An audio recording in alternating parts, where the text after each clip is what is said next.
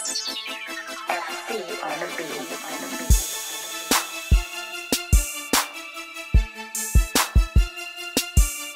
good, fam? This is Partner of Movements on the Record. I'm your host, Vanessa Carter. Today, we are officially on the record with Canon from Reflection Music Group. What's going on, man? Man, I'm chilling. Literally, I'm chilling. Right. Well, that's good. That's a really good start to an interview. Yep. Man, what's been going on lately? Oh, man. Tons of stuff, man. Just been working on music, shooting videos, performances. It's been good. Traveling. At the same time, just growing. The Lord is definitely maturing me in different avenues. Just growing me and being more responsible in my my new, I don't know how you call it, new responsibilities. I don't know. Mm-hmm. But man, God is definitely taking me down just another road of just music. It's a lot going on. Just working on an album, finished an EP. Just been in the studio a lot lately, and just getting a lot of work done. So It's been good. It's been real good, and at the same time, getting a chance to just breathe and whatnot, and be a regular person. So. Right. Yeah, your album that you have coming out, Loose Canon, tell us a bit about the vision and the mission behind that. Well, first and foremost, Loose Canon is an EP, and the album actually comes out next year. Mm-hmm. The EP, to be honest, is really just an appetizer for the album. Mm-hmm. And oftentimes you don't really get too full off an appetizer. It just kind of gives you more anticipation for something more. And so that's really what Loose Canon is. But ultimately, it's just loosely who am I, like who I am, and I get the chance and opportunity to express just my desires and feelings about music and whatnot, and how I see the world, and at the same time, man, just be able to be a regular person and communicate the gospel with just regular, everyday analogies and whatnot. I'm not trying to be super, super deep and heady on this project, man. I just want to just kind of kick back, chill, and give people the gospel. And utilizing different avenues and different ways of sharing it. And so, and it's not necessarily one of those projects where it's just like, man, you about to get all 5 points of Calvinism, and I'm not going to break down the entire Genesis on this project. Mm-hmm. You're not going to get that. If you're looking for it, you might be rudely interrupted. You're not going to get that. You know what I'm saying? But I'm just telling you in different ways, in very simplistic ways at the same time. And so sometimes people want a lot of food on their plate. I'm going to just give them a little bit of food. If they eat a little bit that's on their plate, then I give them more on the album.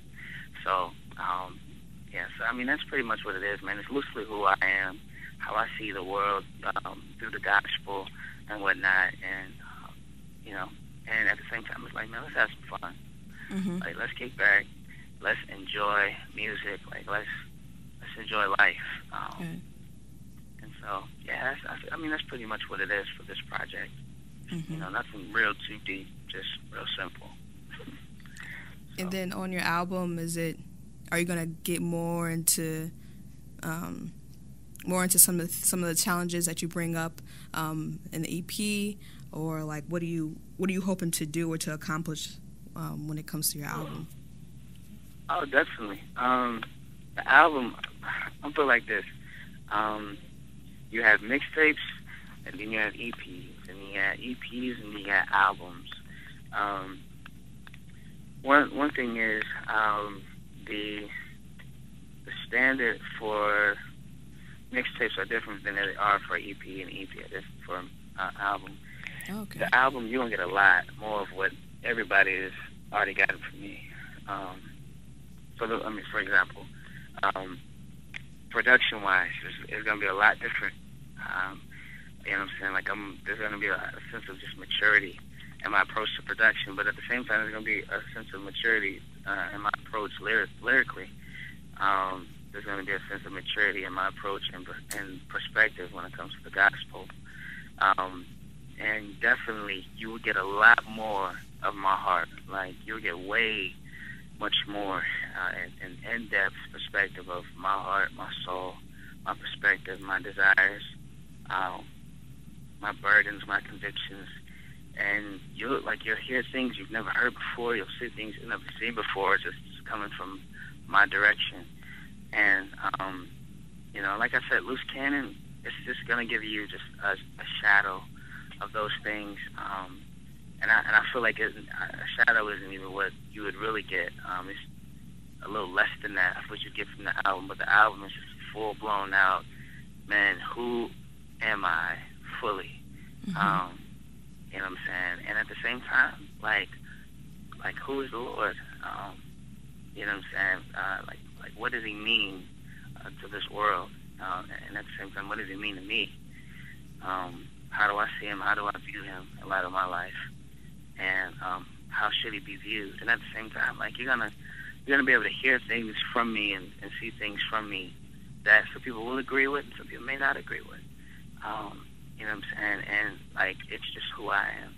Mm-hmm. It's just who I am. And so I'm gonna have fun the same way I did with Loose Cannon, but at the same time I'm gonna be a little bit more serious on the album project. That'll be a little bit more mature, a little bit more serious. And it's definitely going to be a lot more than what's expected from what you may get from Loose Cannon. Yeah. So, what's one of the things that you want to bring up? Like you mentioned that you it's going to be more about like you and some ideas that you have. Like, what's some of those ideas that you want to express to your audience? You don't have to tell us all, because we don't want to get the entire album till later. But what are some things? Yeah. Well, for example, kind of like this. Picture a house, okay? Like, picture a house, and you are your house. Like, inside of you, you have rooms, closets, you have basements, living rooms, kitchen. Consider yourself as a house.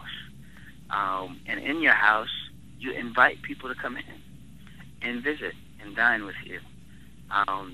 They may not be familiar with your house. They, for the first time, may be entering into your house, and they see things that they may be familiar with, that they've seen in other people's houses.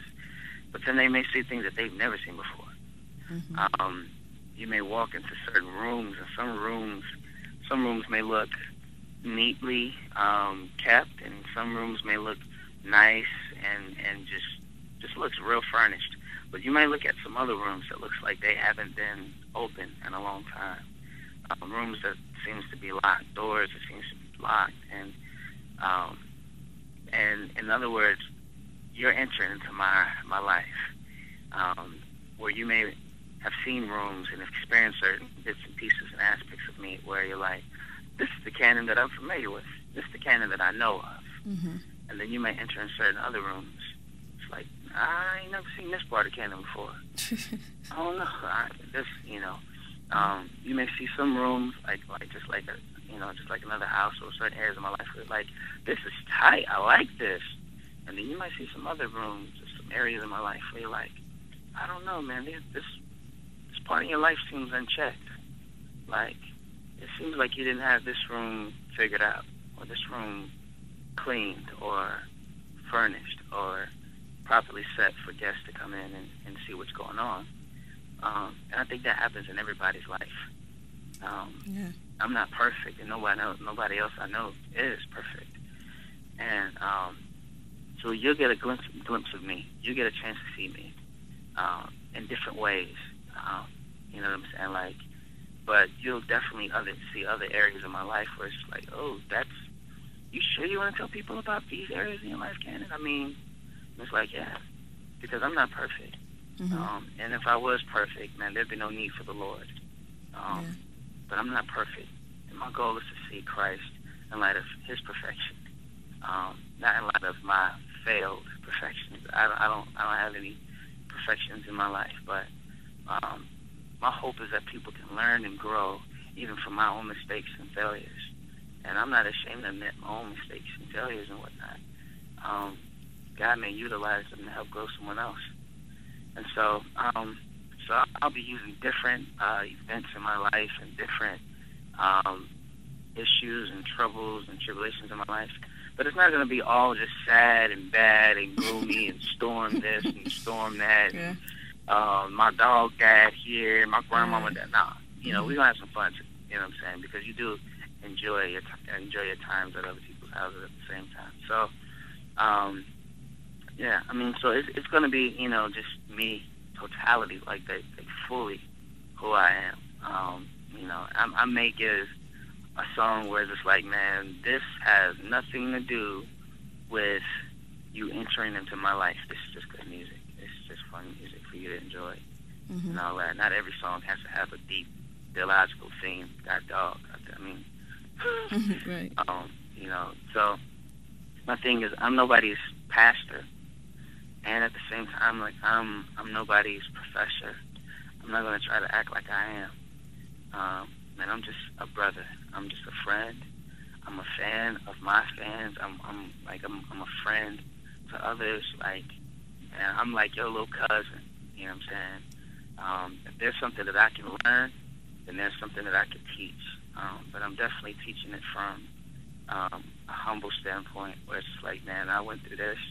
This is what the Lord taught me, and I know I'm not the only person who is teaching this to. Yeah. And so yeah, just through life experiences and just through my heart, just letting them see how I see the world, how I see the gospel. Mm-hmm.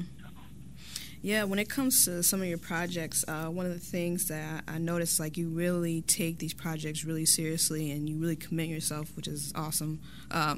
What project would you say are you most, like, happy about? I mean, I would say the ones you guys have heard yet. Mm-hmm. Like, I'm one. First of all, like, I'm my biggest critic, so I'll always listen to my last project and be like, no, I shouldn't have did that. I shouldn't have did this. I shouldn't have said that. I shouldn't have did this. But okay, for example, like when I put out my great investment project, I was really excited because I put out a big body of music that just expressed me creatively. It was just, man, if I was just gonna work on music with nothing in mind, I just want to be creative and just work on music, this is what you're going to get out of me for this particular season in my life. And then The Great Investment came out. And then Blind World came out, and it was just like, man, you know what, let me work on something else. Let me work on some different sounds, some different approaches on things. But it's still, like, nothing really fully changed about me completely. It's just certain sounds or whatever it may be. For example, going back to the Great Investment Project, like I wrote a song like 7 in the morning and I can't get up. All right, like that whole song was just about, like it's about the gospel, but it's actually just me, my struggle with the gospel. Like I don't look at everything in the gospel like, yes, hooray, this is awesome, I get to do this. Like, no, that's not true. Not true at all. Like if you was to ask me, Aaron, man, you should volunteer to go get martyred, you might not get the same answer out of me that you might get out of some screaming Christians that we may have never met before. They may say, yes, I'm ready to get martyred. Me, I may say, yeah, all right, you've been burned and skinned alive. That's exciting, right? Not necessarily. Mm-hmm. And that's just me being honest. You know what I'm saying? I'm not gonna be phony with y'all. Like, I'm gonna be straight up. You know what I'm saying? We can holler 116 all day and say we unashamed, but when it all boils down to it, you know what I'm saying? If the Lord was to be like, hey, are you ready to get skinned alive, like an animal or whatever it may be, like right now? Like for real? Are you ready to get burnt and crucified alive right now? I don't think it's gonna be too many people, unless you just heard a sermon like before then where you're just excited and rallied up and like, yeah. Mm-hmm. It's going to be kind of hard to get you into the right mindset to go on there and get persecuted right now. And so 7 in the morning was kind of like that type of deal, where it's like, man, I got to get up early in the morning and take care of responsibilities that the Lord has given me. First of all, I'm not a morning person. I hate waking up in the morning. I'll work until the morning and then go to sleep, and so I could just sleep throughout the day and then work all night. But to wake up 7 in the morning, I can't. Like I'm in class right now. I'm in school. I'm attending a school called Inference, or Bible school, and tomorrow morning we got to be up at 5 a.m. for class. And I'm like, every morning I'm like, oh God, like, yes, we're getting up to learn about the Bible. Yes, I get that. But I'm still tired, and I still want to go back to bed. And I'm not excited to get up early in the morning. I'm not. So, to do godly things, yes, but I'm still tired. So 7 in the morning was a type of song was just like, man, just to be truth to be told, I don't care how godly and how God-honoring it is to do something that early in the morning. Homeboy's still tired. I'm still tired, and I'd rather stay in the bed right now. So that's the type of project you would have gotten from the Great Investment. Blind World is the type of project where you would have gotten something kind of like Loose Cannon, what it is right now, where it's just like through different types of sounds that may even seem mainstream, you'll still get the gospel. Like on Blind World, I did a song called Get Your Big, right? And some people say, get your big, or get your old, and they just start droning on people and whatnot. And so some people it can seem like the song was just like, he's just droning on folks, like he's just getting on folks. But in reality, like again, I'm talking about the gospel just in a different way. I may not be saying Jesus will be satisfied in himself through the things that you do.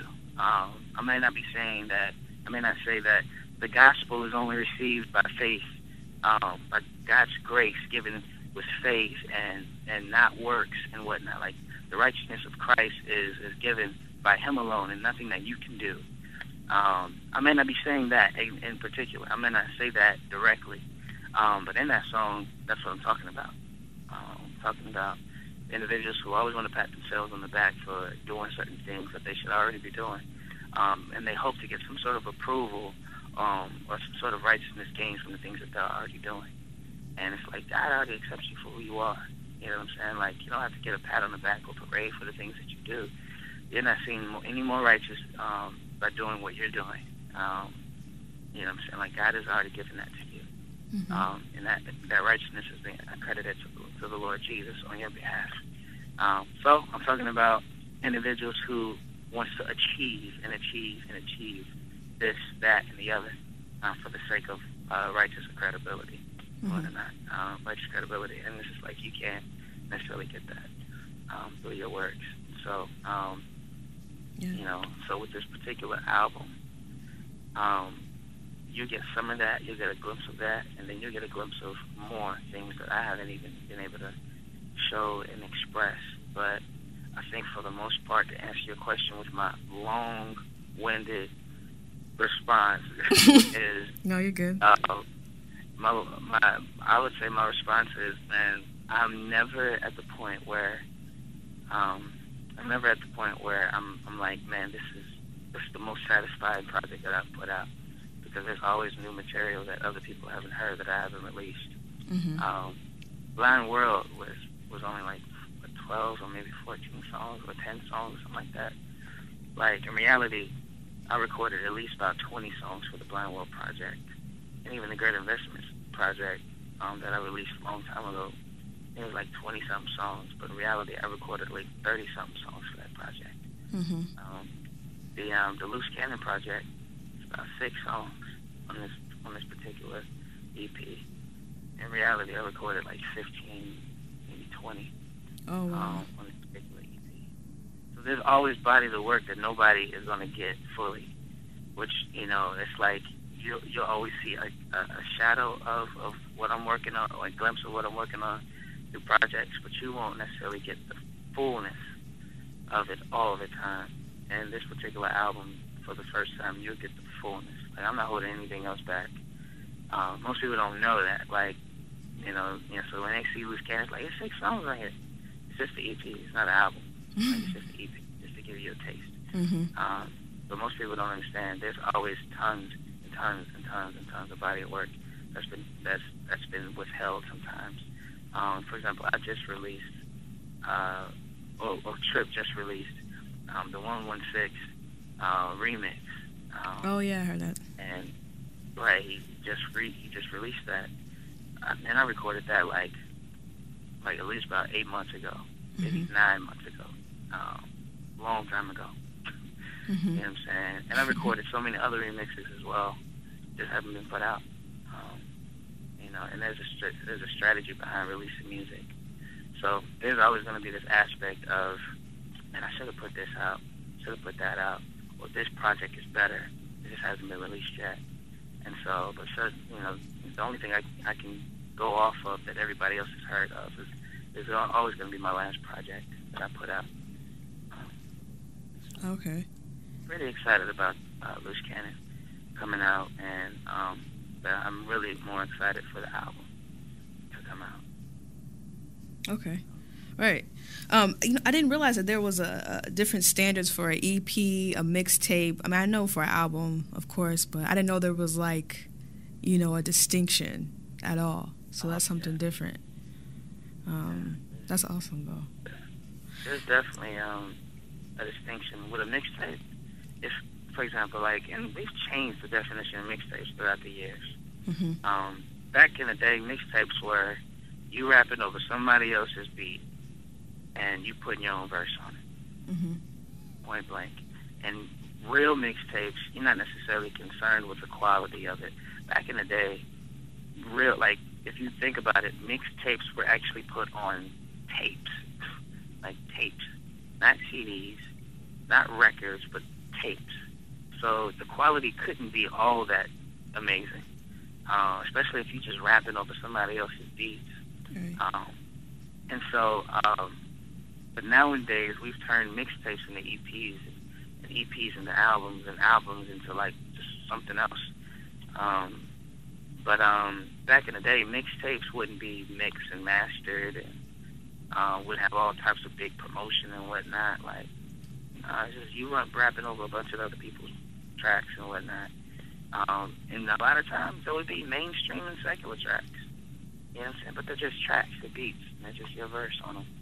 EPs nowadays, you know, begin to sound like albums. But even sometimes mixtapes nowadays are beginning to sound like albums after a while. And so, but like, yeah, the standard is different.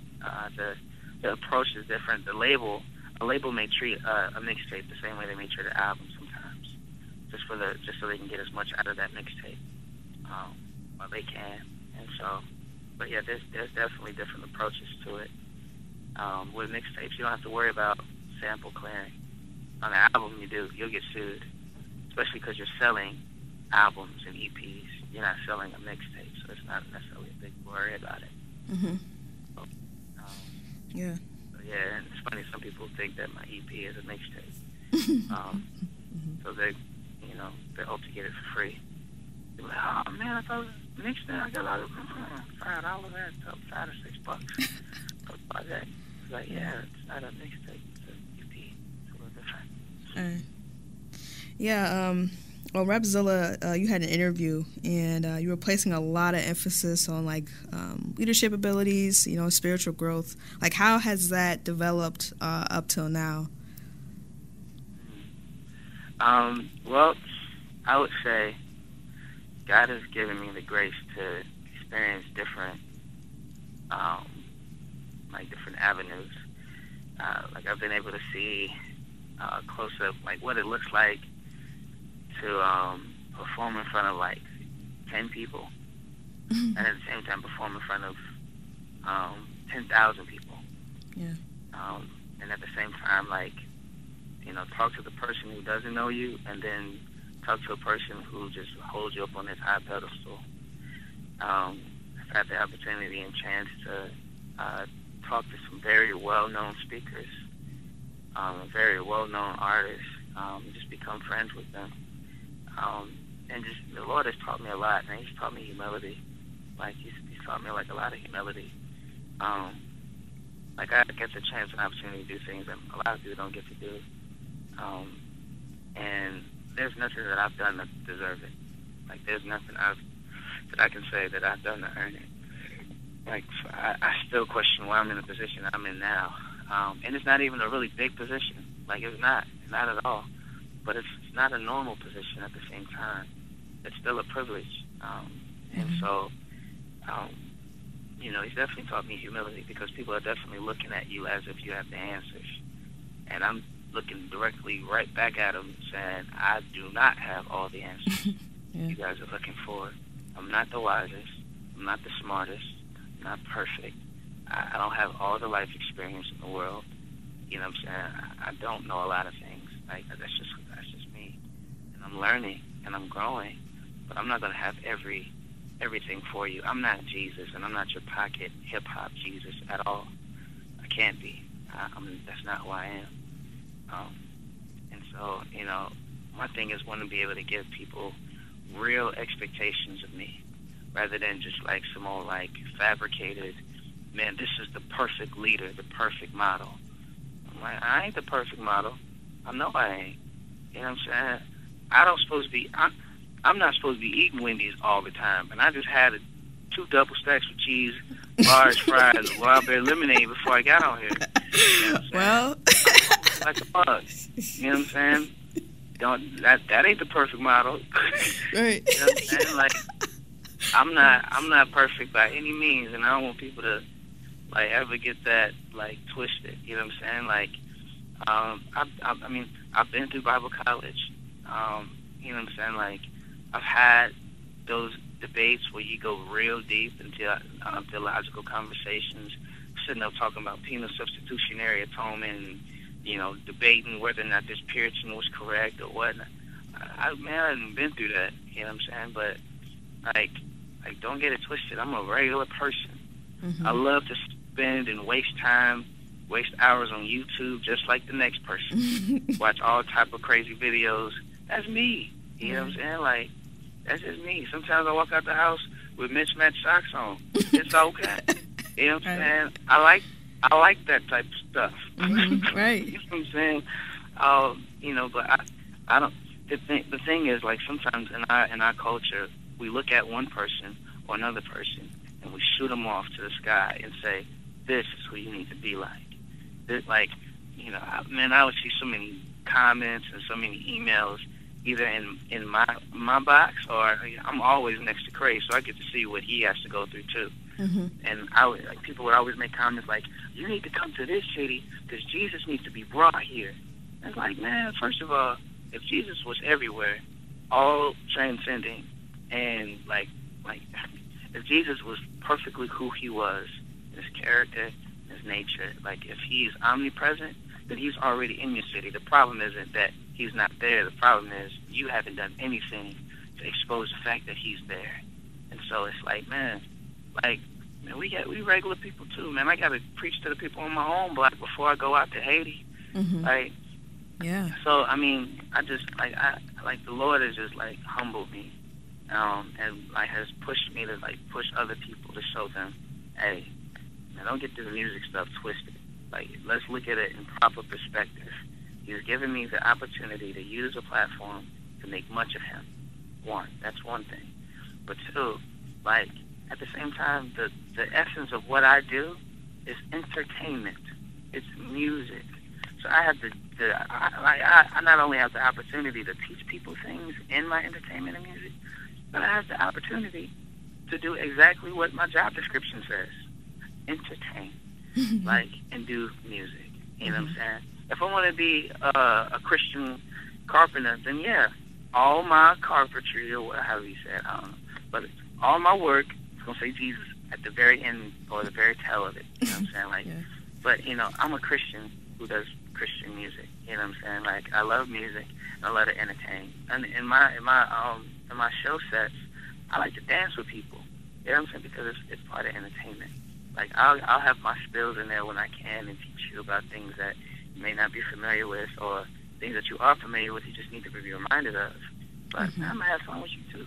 You know what I'm saying? I don't want you to feel like I'm unapproachable. Like, oh man, I need to, you know, make sure that I'm upright and say the right things, and make sure my perspective is right before I come up to him. It's like, nah, man, we can sit back, eat some Fritos, watch a couple TV shows, and crack jokes and laugh. Yeah. You know what I'm saying? And then at the same time, make another stop to Wendy's and get them 2 double stacks of cheese, no mustard, large fries, wildberry lemonade. You know what I'm saying? Dang, you're exposing it all. You know what I'm saying?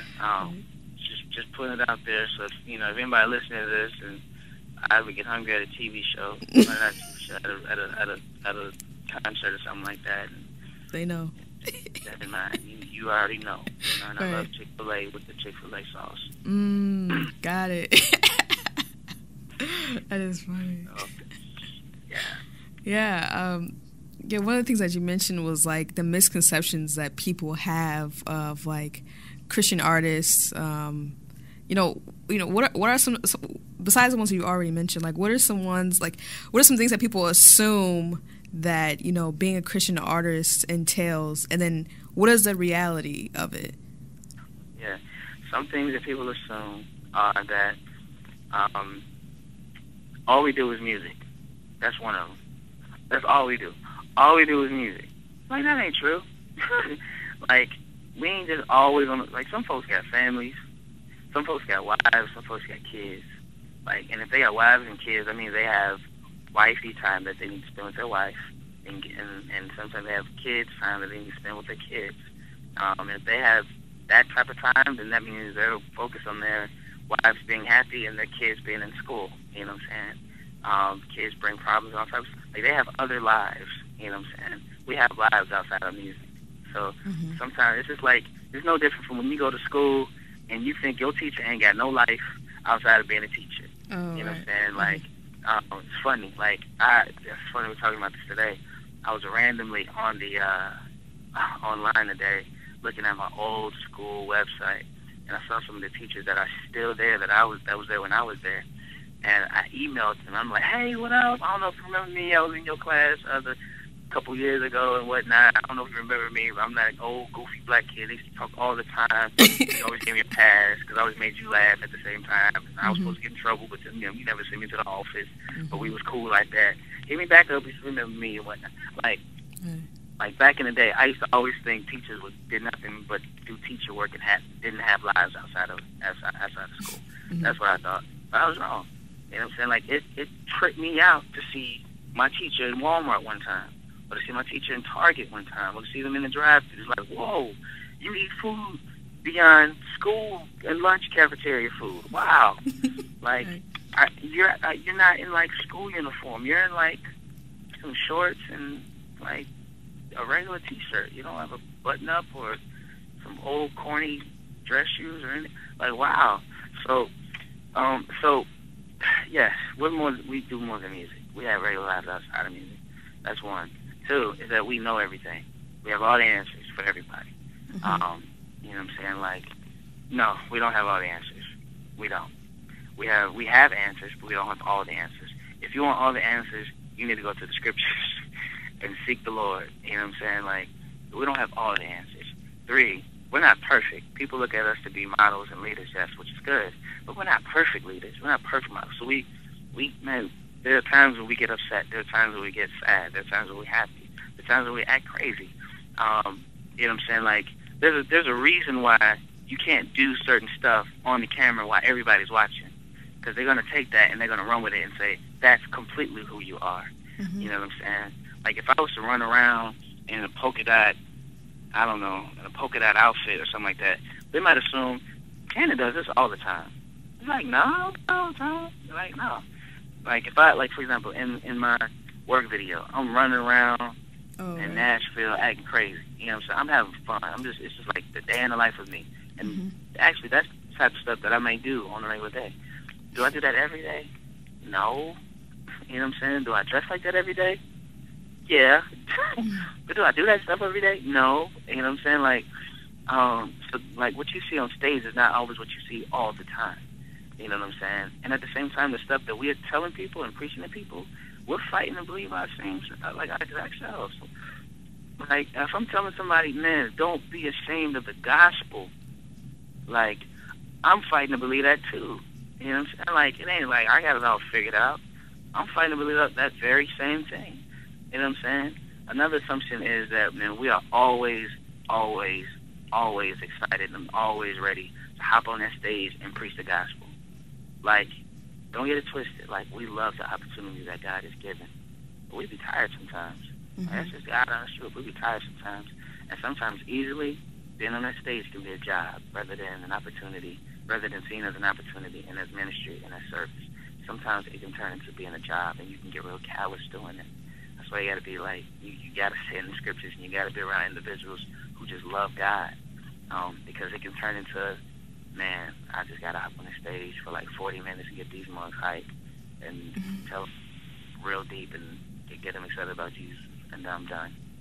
Like, it gets like that sometimes. That's a reality. Yeah. Like, if ain't nobody ever said it before, I'm saying it now. That's a reality. It happens. Mm-hmm. Just the same way where it's like, man, I get to serve at the Salvation Army and sell people clothes and feed people and whatnot. Like, at the same time, you get that feeling, it's like, I don't feel like going to work today. So, even though you're working unto the Lord and you're hoping that He's happy in what you do, you're tired. You get weary at times. Another assumption sometimes is that we are, like all of us, everybody who puts a stamp on Christian rap, is that all we have is Christian friends. No, we got some non-believing friends that we're trying to share the gospel to, but it's not going to look as drastic and dramatic as we make our songs out to be all the time. Like, you know what I'm saying? I got some folks. I got family who are non-believers.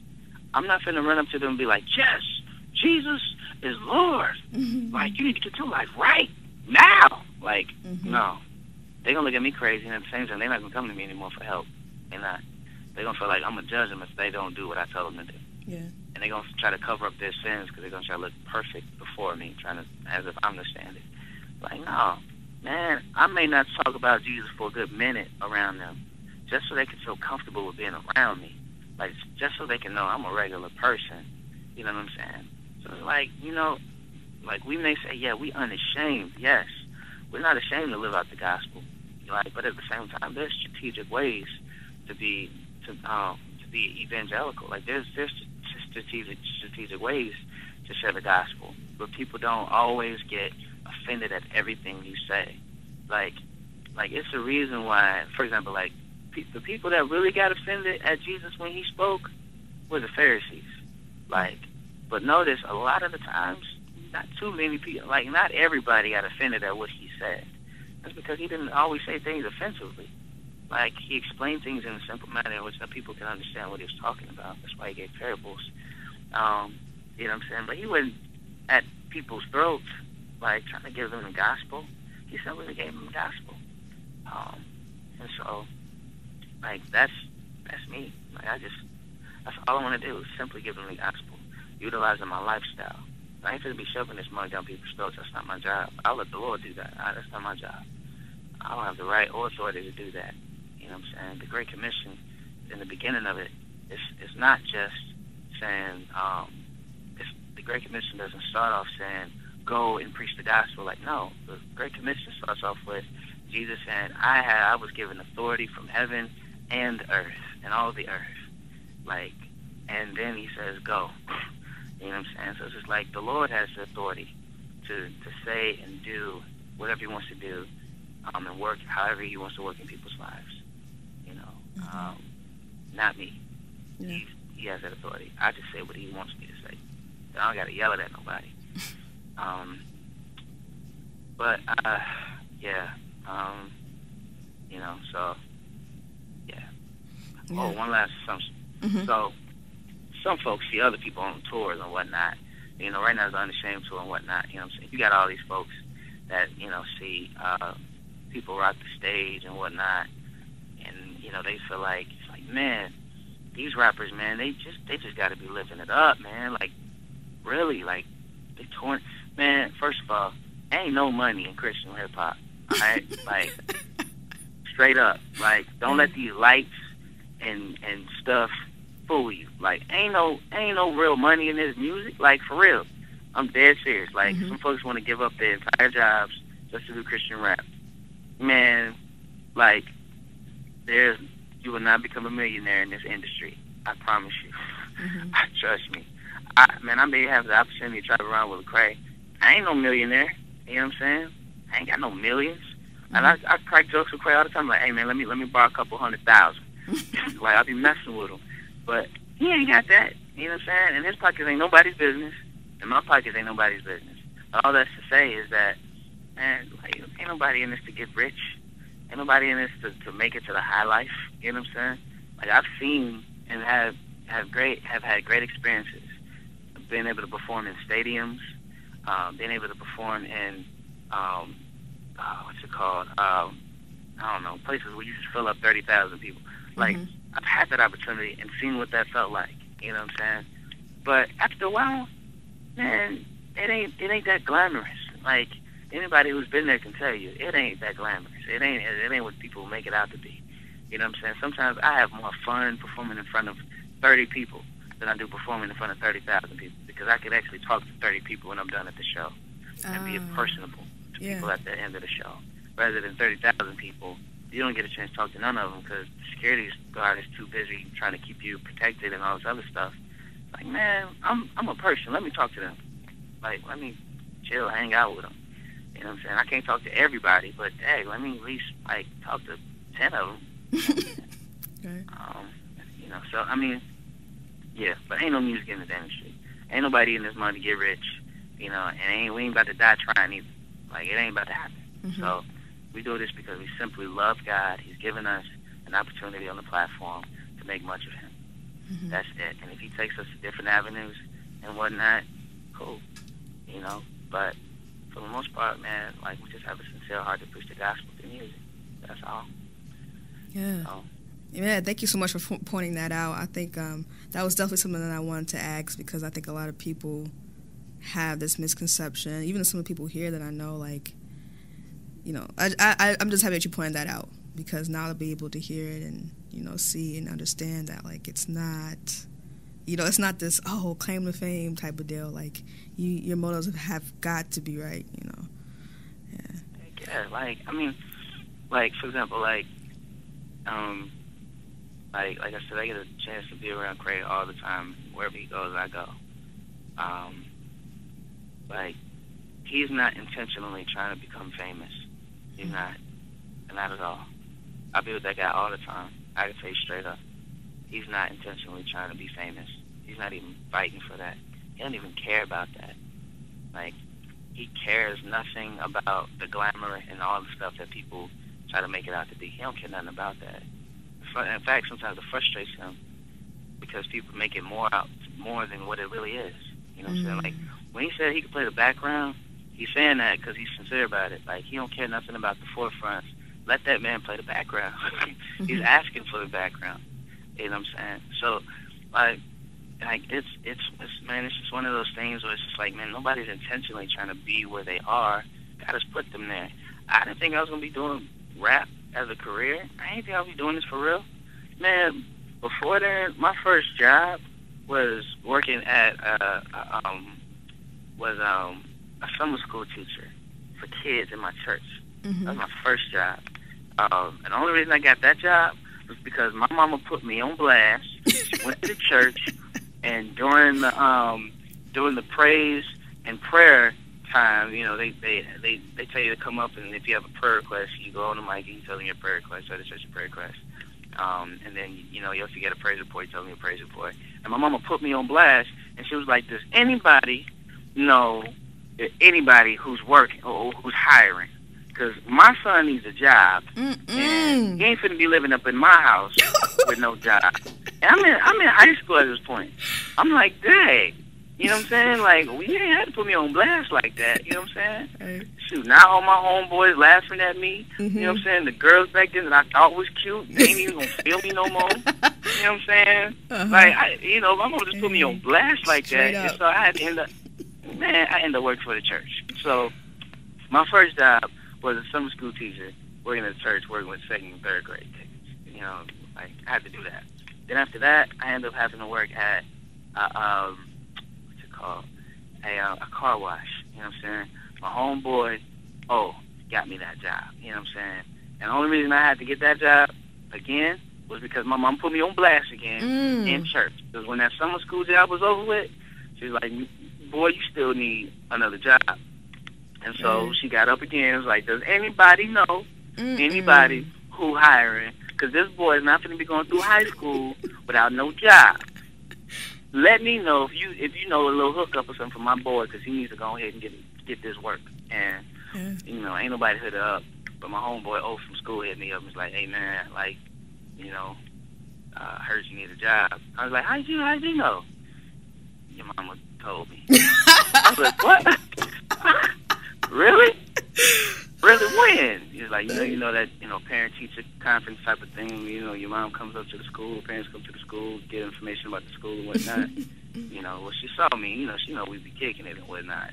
And man, she was plotting that. She was plotting that. He got me bad. She got me bad. You know what I'm saying? Got me to work.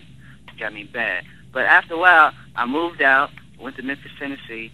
I went and I ended up working at another school and whatnot.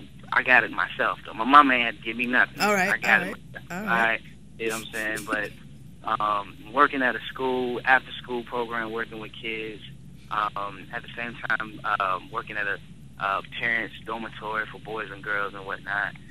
Then later on, ended up working at a camp, working with kids again. I'm doing all type of stuff, landscaping. I'm doing all types of like administrative stuff, like just everything. I'm like, man, my job description is literally no job description, is everything. And then ended up working at a psychiatric hospital, and all type of stuff. And so at that rate, I'm thinking, you know what?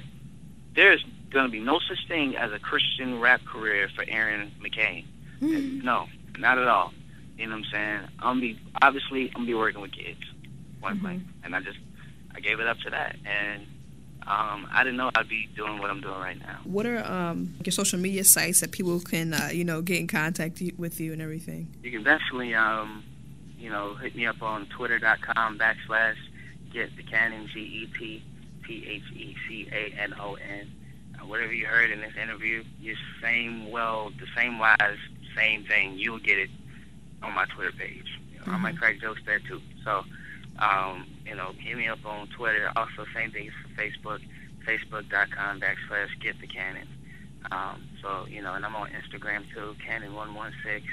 You can hit me up there too. I put up some crazy stuff there too. So, I mean, yeah. So, go to reflectionmusicgroup.com, and that'll keep you updated on everything that's coming up.